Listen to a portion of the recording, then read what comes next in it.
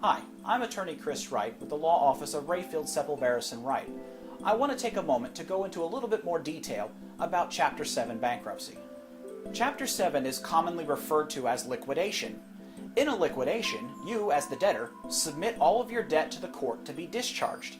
However, you are not permitted to keep property that has value.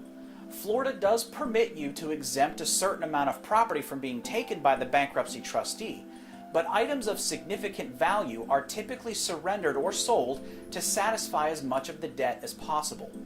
The remaining balance would then be discharged, and you would not have to repay any of the debt. If you wanted to keep an item that has value, you would have to be eligible for an exemption under Florida law. If the item doesn't qualify for an exemption, you may have to agree to keep the debt on that item. This is commonly referred to as reaffirmation. The most common example of this would be a car.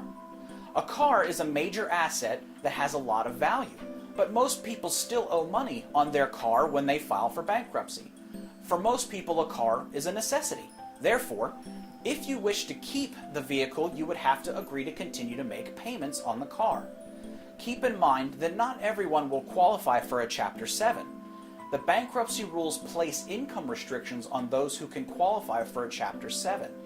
These income restrictions are based on what is called a means test and varies based on your household size.